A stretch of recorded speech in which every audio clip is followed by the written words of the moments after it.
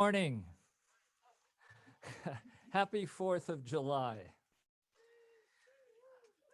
Woo! Yes, woo! Okay, you've got to know that we're welcoming you to the Unitarian Universalist Fellowship of Northern Nevada. I am Worship Associate Bob Alto and go by the pronouns he, him, his. In this community, you can pass from fear to a joyful here, where passions, justice, self, and spiritual growth abide. It matters not your age, your gender, your sexual orientation, your socioeconomic status, your immigration status, or your ethnicity. Everyone is welcome here, and your story finds connection in this sacred place. I've been thinking, of course, about my remarks, but more than that, he say, I know you, you know me. One thing I gotta tell you, you gotta be free. Come together right now over me. As a newcomer or visitor, you're especially invited to fill out the newcomer form, or you will see someone in our audience with a little tag looking for you. So if you'd like to connect, please come up after the service. You can also, on the screen, you can access directions in that function.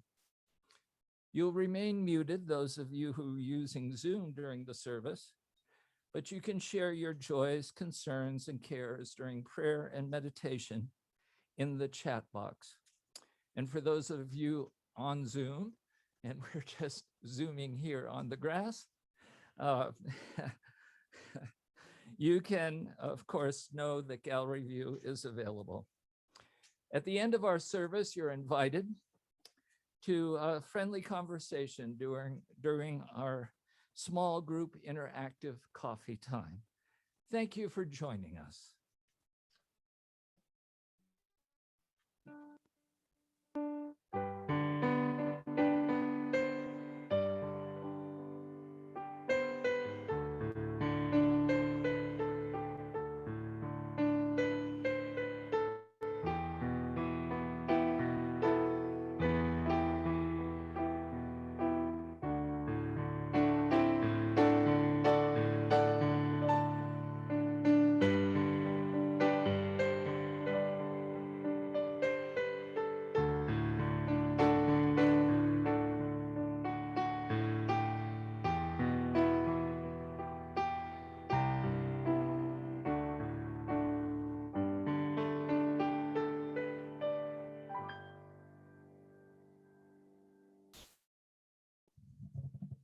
Welcome on this beautiful overcast morning.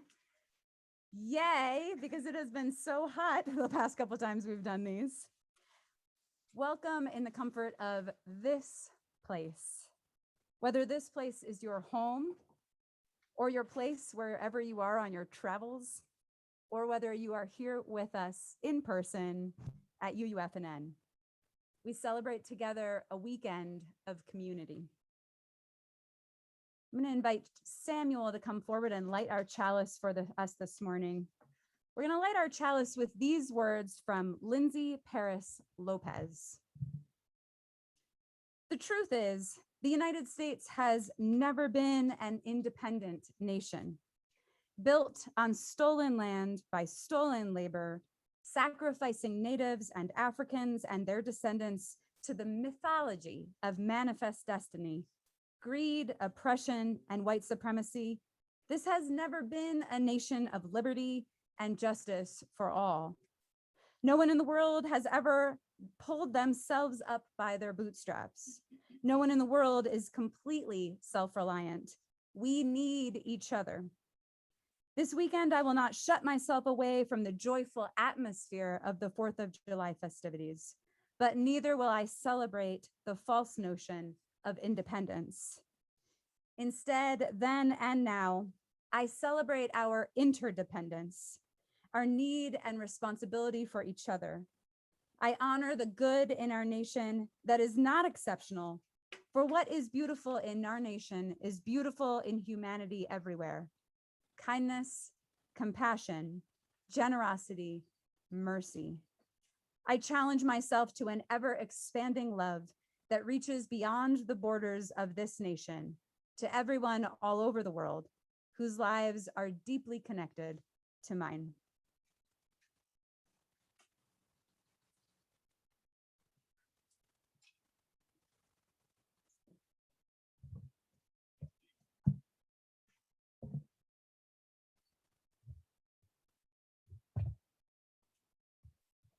We're going to try a little Enter, Rejoice, and Come In. I'm going to yell out the lyrics for you. Sing along if you want.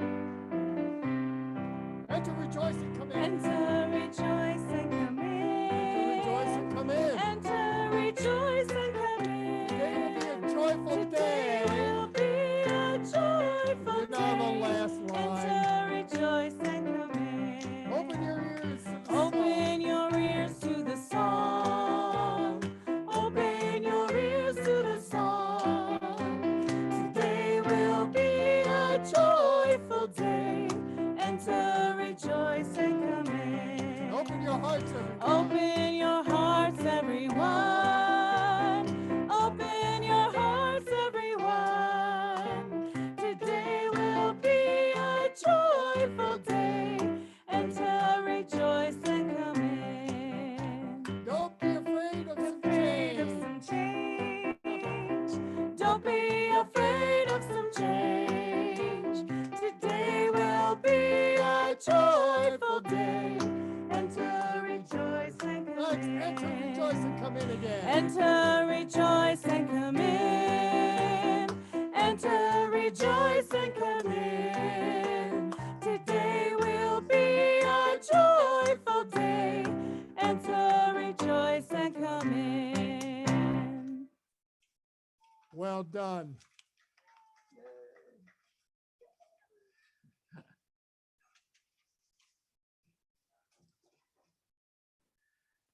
At this moment in time, as I was preparing my remarks today, I've learned more about the Revolutionary War than I wanted to.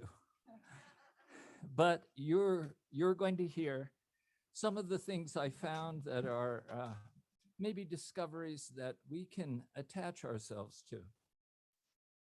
Abby Martin, the writer, said, "The only reason an empire even fights wars is to maintain empire."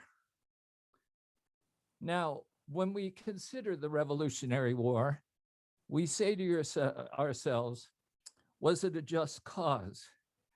Canada got rid of the Brits without bloodshed. In today's terms, the 25,000 who died out of the 3 million population would equate to 2.5 million dead if it were today. Who gained the victory? Well, the common people did not have the same interests as the privileged white society of the time. How about the Native Americans? The Declaration of 1763 said you could not go to Indian territory, but that line was erased with the wind. Now it was open for the colonists who moved westward, and with that came massacres and destruction of the Indian civilization. How about Blacks? Slavery was written into the Constitution. Class divisions? The new America was a class society. Ordinary white farmers didn't have the same power interests as Hancock, Jefferson, or Morris, who were land slave owners and cared more about property rights. Despite class differences, perspectives, and objectives, separate groups and individuals rose to the occasion to find freedom from oppression in the colonies. It was the spirit of independence to interdependence, the coming together for a greater cause that evolved into the success of the American Revolution. And it wasn't all about taxation without representation. My goal is to share some of these stories, tell you about some of these groups and personalities that became known as, quote unquote, the Patriots, and pay homage to them. Now, the Puritans, number one, came to the US in the 1600s and the Scottish Presbyterians in the mid 1750s. They preached in favor of the revolution.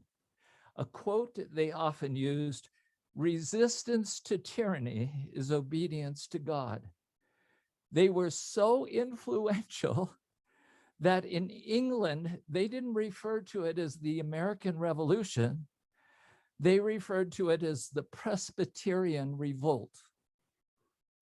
Both religions would not tolerate a corrupted church and the amoral lifestyle that was in existence in Britain.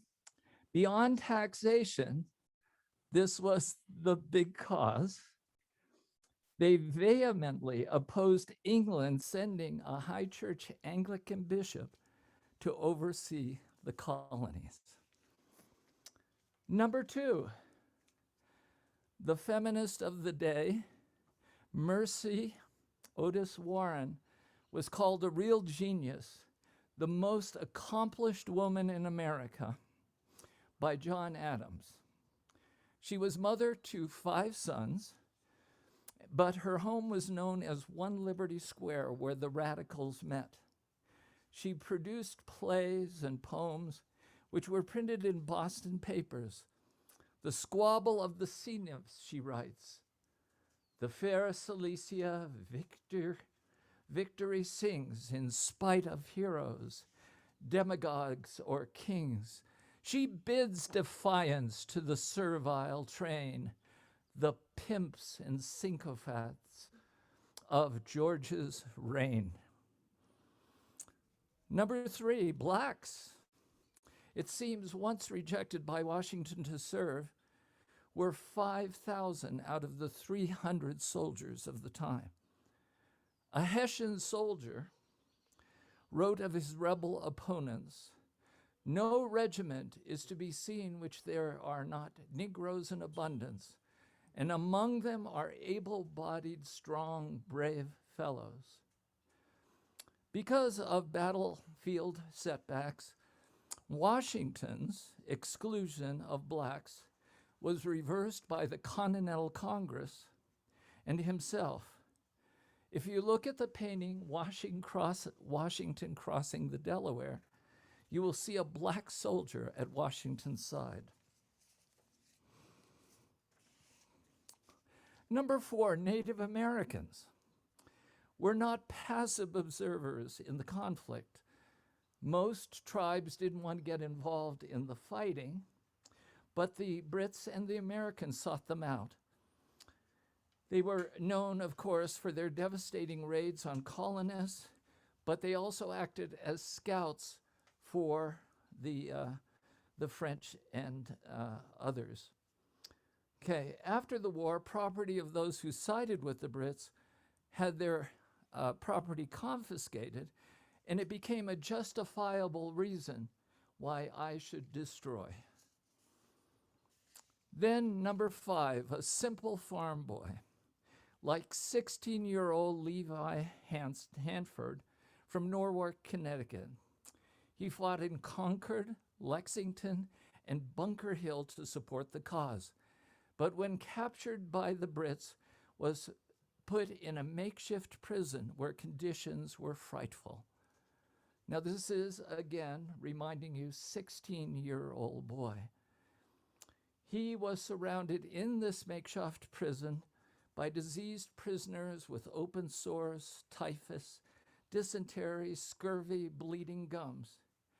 He received rotten food if he got it and had to live where the floors were slick with excrement, so fetid that candles would not stay lit. He said, I have had men die by the side of me and have seen 15 dead bodies sewn up in their blankets and laid in the corner of the yard at one time, the product of 24 hours. Levi was shifted around to several disgusting prisons in the New York area. After 13 years in captivity, he was released, joined his old unit, and was resolved to send the redcoats packing. I might mention in those prison conditions, 6 out of 10 prisoners died. 6 out of 10. Like all major social upheavals, 8 years' worth of war, the Revolutionary War was brought on by a desperate coalition of competing viewpoints and conflicting interests. May we remember some of the well-known individual American radicals, from Patrick Henry and Thomas Paine to Betsy Ross and others, who focused support for the Revolutionary War, but worked interdependently to give us our freedom. Remembering the words of the Beatles, he say, I know you, you know me. One thing I can tell you is you gotta be free. Come together right now over me. Happy 4th of July.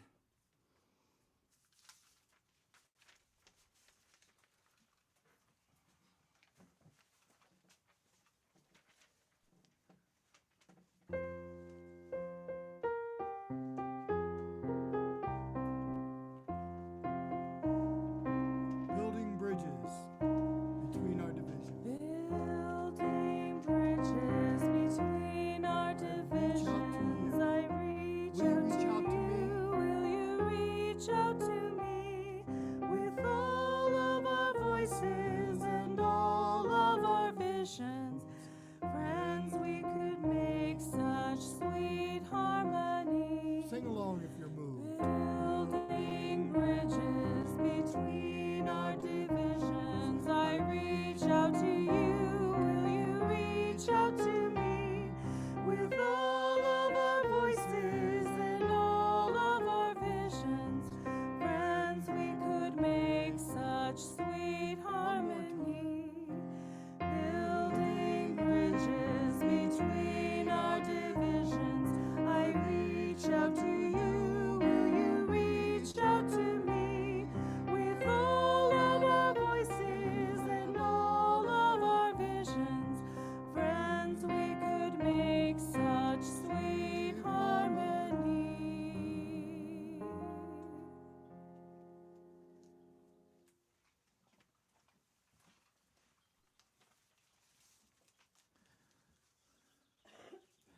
This is the time in our service where we have the opportunity to share our bounty with each other. Since some of us are not physically together to pass the basket, but those of us who are here have one, please, you can virtually text 73256, putting UUFNN in the message box and hit send, then follow the instructions to provide your offering. You can also mail a check to the office at 780 Del Monte Lane, Reno 89511. The most convenient way to donate is to sign up for automatic giving. Please contact the office and Carol will send you an automatic draft authorization form. We have Share the Plate recipient, and the recipient for this month is our center. Our center works to establish and maintain a safe, empowering, and supportive center in Northern Nevada that addresses advocacy, education, and other supportive services for the LBGTQ community. It seeks to provide awareness and acceptance, provide a safe, accepting environment for members of the community and their allies, and advocate for equality of all individuals. A few of the opportunities provided by our center is an art room, library, welcoming space for social events.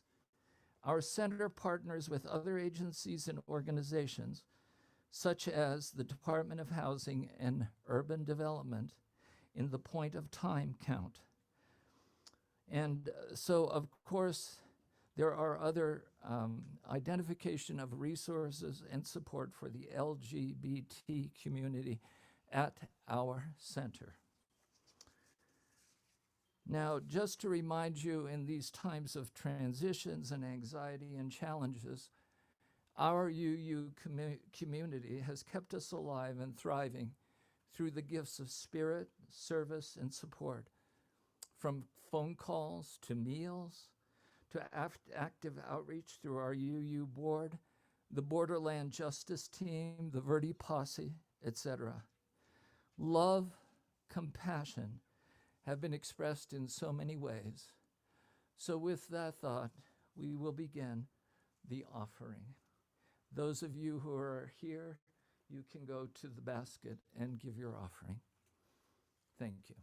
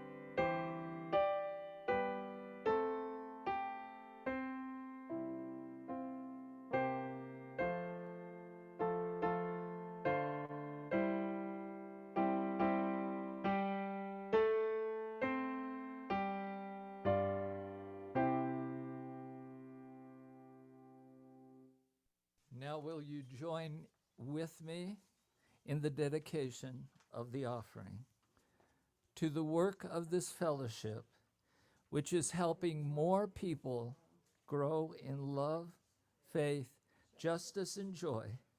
We dedicate ourselves, and these are offerings.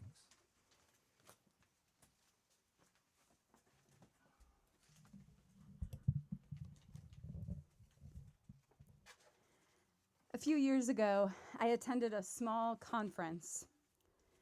On the second day of what would be a 2-week gathering, we were invited to choose a partner, physically connect to that partner in some way, and spend 30 minutes with them in silence. My partner and I, a woman I had just met the day before, held hands and took a walk outside. At first, it was very awkward. Holding hands with a stranger felt uncomfortable. And without talking, it took a while to figure out what we wanted to do and where we wanted to go. I remember my brain racing, asking myself, am I doing this right? Is my hand clammy? Maybe she would rather go somewhere else.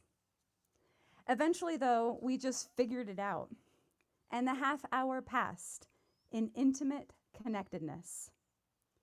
So much so that although that was several years ago and we live on opposite sides of the world, she and I remain friends. A similar thing happened when I first moved to Nevada. Although I wasn't yet connected to this congregation, I was a longtime Unitarian Universalist. And so I decided to attend the local UU district leadership gathering. During a workshop at this gathering, we engaged in an activity of wandering around the room and then stopping for a brief moment to connect with someone in silence. Again, as with the previous activity, it was pretty awkward at first. The silence meant that we heard every sound. And there was a vulnerability in spending one-on-one time with a total stranger.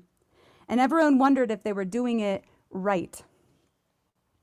But as the time went on, we settled into a groove. And finally, the facilitator invited us to find one last person and to spend a longer period of time with them, this time intentionally staring into their eyes. I connected with a stranger to me and stared deeply into the eyes of this woman. I remember thinking about the color of her eyes. And then what I was looking at faded away. And I began wondering about who she was, how she spent her days, and how it was with her heart. It sounds so cheesy saying this to you, but it only took a few minutes of connecting with this woman in silence to feel care and love for her. As it turns out, the woman from the second workshop was Jackie Riley, a member of UUFNN, and rather than continuing to be a stranger, she became a person I got to connect with regularly.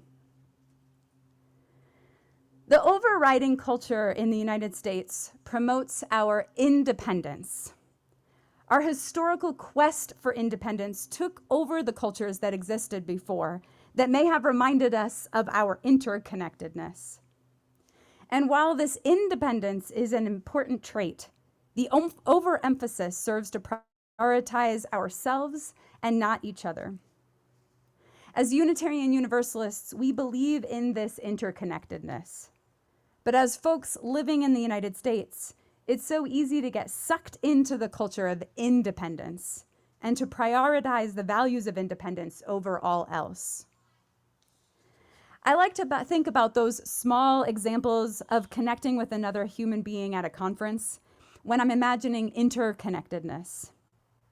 It's about being with a stranger and seeing their inherent worth and dignity and caring about them and being vulnerable without really knowing anything about them. In my day-to-day life, I bustle around getting things done, spending time thinking about my needs and those of my closest family. And then I go out and I do justice work. But the two are sometimes separate. I don't incorporate my belief in interconnectedness into my daily practice. So as we reimagine Independence Day as Interdependence Day, I invite you and me, I invite us to think about how we live into our belief in interdependence in small ways as part of our daily lives. Did any of you used to wear a rubber band on your wrist and snap it if you did something you wanted to remember not to do? Did any of you do that? For instance, if you said a word you wished you hadn't said, you might snap the rubber band to trigger a physical reminder of your commitment to use different language. We're going to create a similar, less painful reminder today. I invite you to find a place on your body that you can simply touch and in a way that it wouldn't necessarily be obvious to those around you. So maybe it's your hand on the side of your body, just at your side. Or maybe it's your fingers pressing together when they're at your side and you feel the fingers touching one another. I have a place just here on my arm that I sometimes touch when I'm talking with other people. I invite you to find that place for yourself and feel the warmth of the physical touch. Find that place now. And feel that warmth.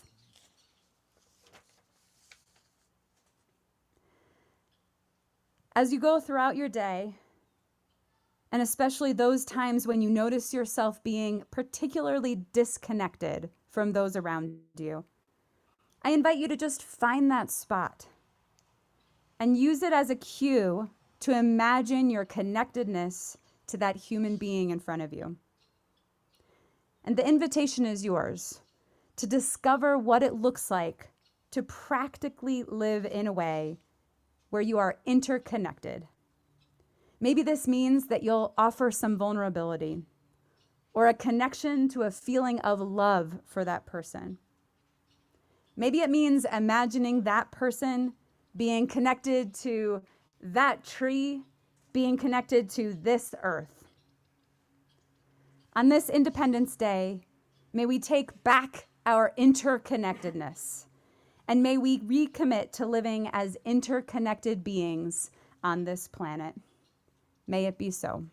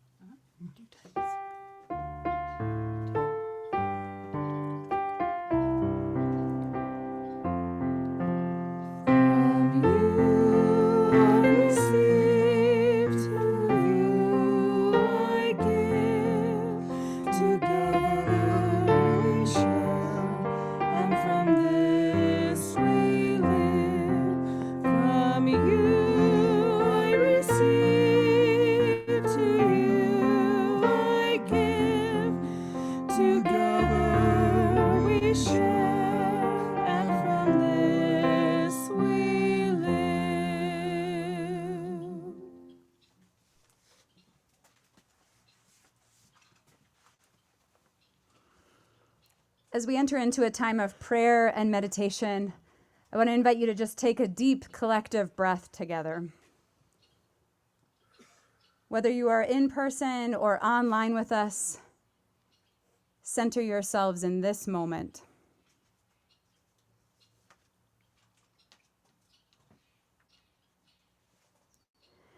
I often think about how amazing it is that we are just human beings clunkily trying to figure out who we are in this world. And we don't really know what we're doing.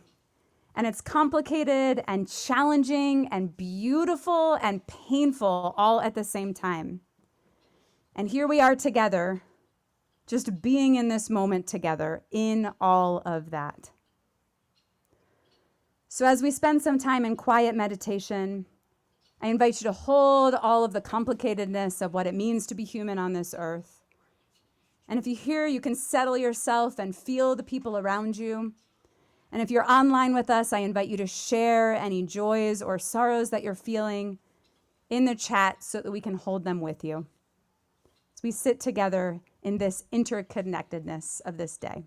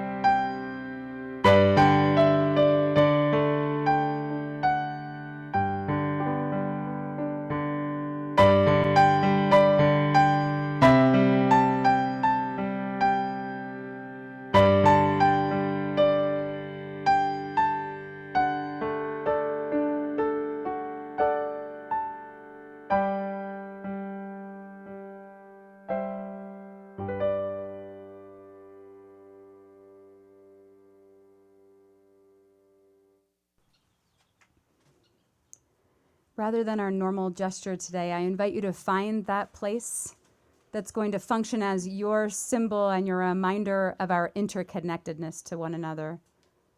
Hold that space and each other. Amen. Blessed be.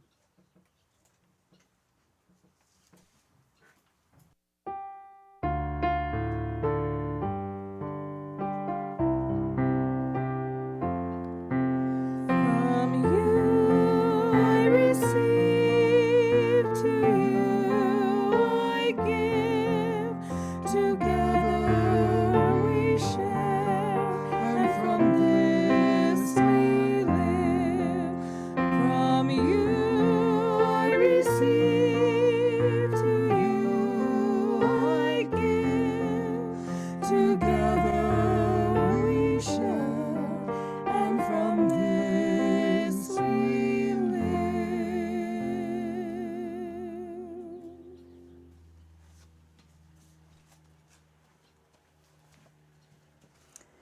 It is such a pleasure to be with you all for an hour today during this weekend of celebration and connection.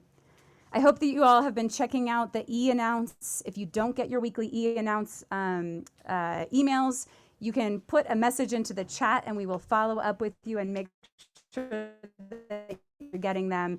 There are lots of ways besides just Sunday morning to connect with this community on a regular basis. So I hope you check it out. We have a special announcement from Chris Hyland. I'm going to invite him to come forward.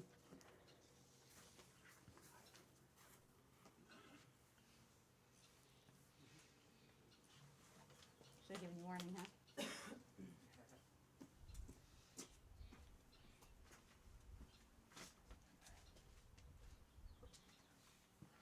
Thank you, Kristin. I hope everybody can. Into this one. This one? Yep. Got it. Thank you. Good morning, everybody. It's nice to see so many smiling faces, at least those faces that I can see. Raise your hand if you're actually smiling behind your mask, would you? So we, great. Wanted to share with everybody that your Board of Trustees yesterday approved changes to our COVID-19 safety requirements. Those changes will take effect with our July 18th Jubilee service, 2 weeks from now, which we'll be holding here at UUFNN as well as online. Let me give you a quick summary of the changes to the outdoor meeting requirements. Mask wearing will become optional, no longer mandatory. However, we encourage everyone to continue to wear a mask if you are more comfortable doing so for any reason. Mask wearing is welcomed, and no one's going to look askance at those of us who continue to wear a mask. We ask that everyone always carry a mask when you come to UUFNN, even if you only plan to be outside, so that we can all put our masks on if that becomes necessary for any reason. That's an ongoing precaution that we would like to maintain. Social distancing is still required and encouraged. With the social distancing, even though we will no longer be having to wear masks, it will be possible for us to continue singing during our outdoor services. For those of you who have heard me sing, that's a mixed blessing. There will be more details on the revisions to the policy in this week's e-announcements, and there will also be a copy of the new revised requirements.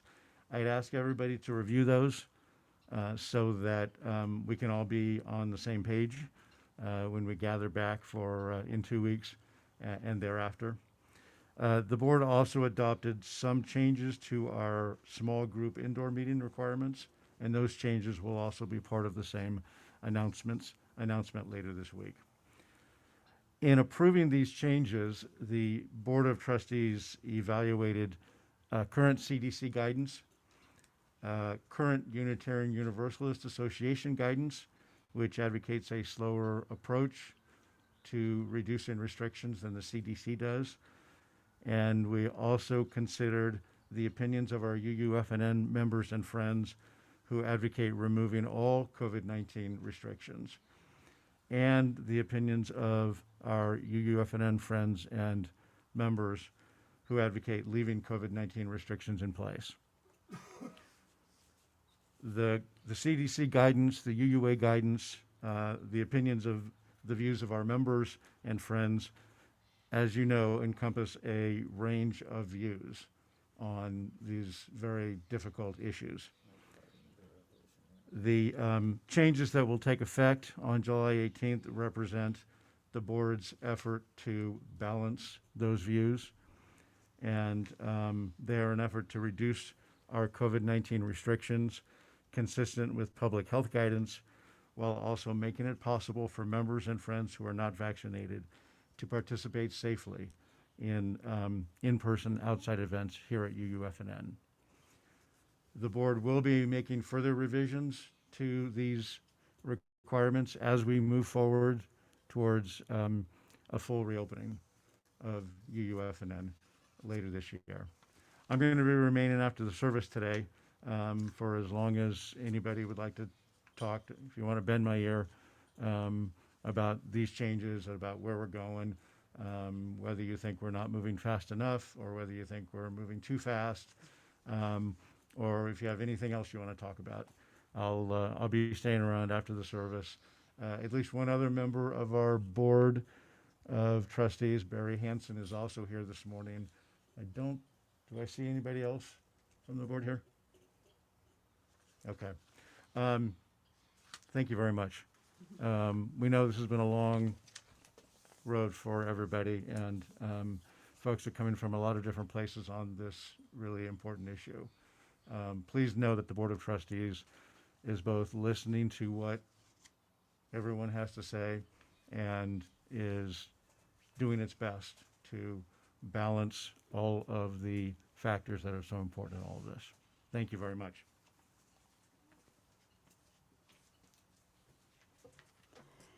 I just want to express sincere gratitude to our previous and current board who are just transitioning now. If you all just want to help me say thank you to them.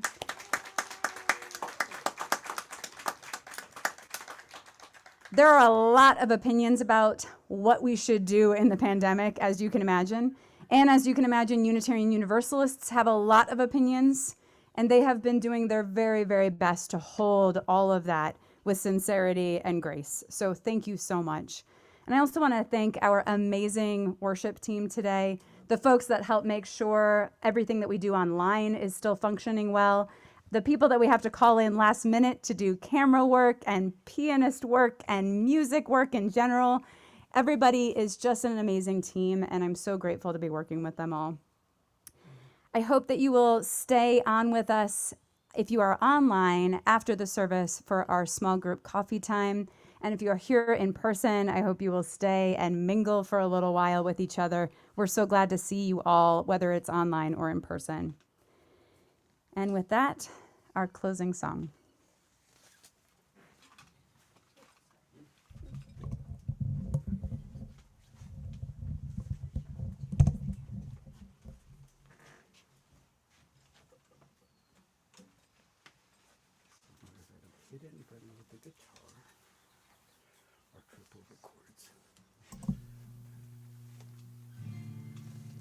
Thank you. We're going to, can you hear me? Good, good. We're going to conclude with a song chant based on Native American, Indigenous American teachings.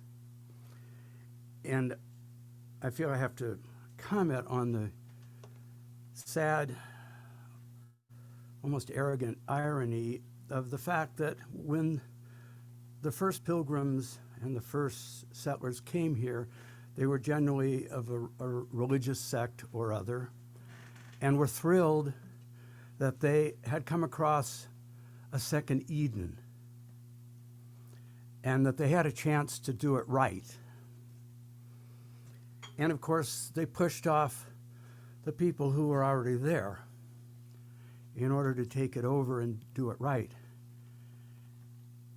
without realizing that the people that they pushed off had been there for 15, 18 millennia, and that the virgin forests and rivers and valleys, meadows, had been maintained in harmony with nature for 15 to 18 millennia. And how in less than half a millennia, we have so trashed it that humanity may not survive. So I think this is a profound time to go back and embrace their wisdom, to breathe it in and sing it out. It goes like this. May we walk in beauty, may we walk in peace, may we walk in beauty, may we walk in peace. All our relations,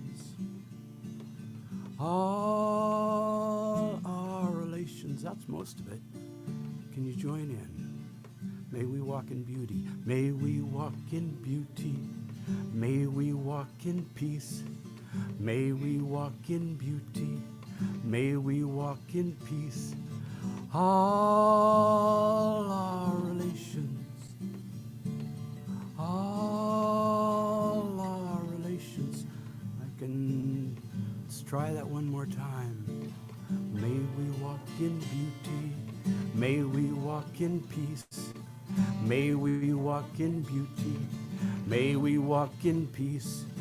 All our relations, all our relations. That's great. Now, natives didn't just sit and sing, they moved. So what I'd like us to do is stay in your chair, but let's get a little bit of movement into this. Let's get our whole body involved. So you can go, may we walk in beauty, may we walk in peace, cross at the heart. May we walk in beauty, may we walk in peace. All right hand, our relations. All left hand, our relations. May we walk in beauty, may we walk in peace, may we walk in beauty, may we walk in peace. Right hand, all our relations. Look to the person on your right. All our relations. May we walk in beauty, may we walk in peace, may we walk in beauty, may we walk in peace. All our relations, all our relations. Good. Now there's a little first part. It goes like this. All life is sacred, the animals and the trees. All life is sacred, the mountains and the seas. Get ready. All our relations, all our relations. May we walk in beauty, may we walk in peace, may we walk in beauty, may we walk in peace. All our relations. Great. All our relations. Feel that chi flowing. All life is sacred, flowers and the bees. All life is sacred, the still lakes and the breeze. All our relations, all our relations. Here we go. May we walk in beauty, may we walk in peace, may we walk in beauty, may we walk in peace. To the right. All our relations. To the left. All our relations, all our relations. Right here. All our relations. Right now. All our relations. Thank you.